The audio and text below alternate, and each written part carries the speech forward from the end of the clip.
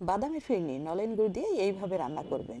আর শীতের সময় এটা যে কি পরিমাণ টেস্ট হয় খেতে, আর এই শীতে যদি এটা না খাই তাহলে কিন্তু ভীষণ মিস হয়ে যাবে। চলুন তাহলে দেখা যাক। সুপ্রিয় দর্শক, আসসালামু আলাইকুম, সবাইকে ওয়েলকাম। আমি আজকে তৈরি করব বাদাম এবং নলেন গুড় দিয়ে একটা ফিরনি। আর যার জন্য নিয়েছি এখানে 2 মুঠো পোলাও চাল। একবারে হাত দিয়ে মেপে 2 মুঠো চাল ভালো করে ধুয়ে ভিজিয়ে রেখেছিলাম 2-3 ঘন্টা। দেখেন এখন হাত দিয়ে ভালো করে চটকিয়ে চালগুলো ভেঙে একদম দানা দানা করে নিলাম। এখানে আমি 2 লিটার দুধকে জাল করে 1.5 লিটার করে নিয়েছি।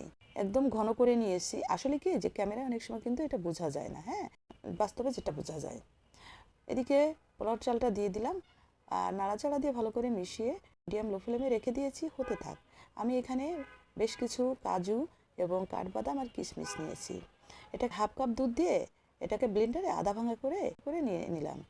আর এটা করতে করতে কিন্তু আমার এই দুধের ভিতরে যে চালটা দিয়েছি এই পর্যায়ে চলে আসছে। এখন সামান্য একটু লবণ দিয়ে দিলাম। মিষ্টিতে একটু লবণ দিলে সুন্দর একটা টেস্ট আসে। আর যারা পছন্দ করেন না তারা স্কিপ করবেন।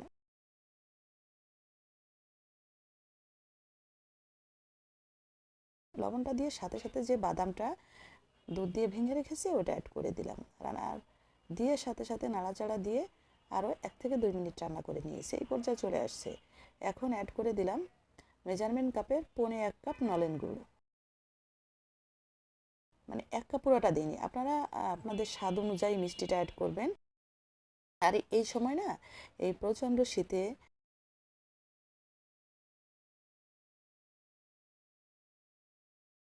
নলেন গুড় দিয়ে অথবা পাটালি গুড় দিয়ে এইভাবে পায়েসটা করবেন। নলেন গুড়ে বেশি ভালো টেস্ট আসে, আর পাটালি গুড় দিয়ে করলেও এটা কিন্তু খারাপ হবে না।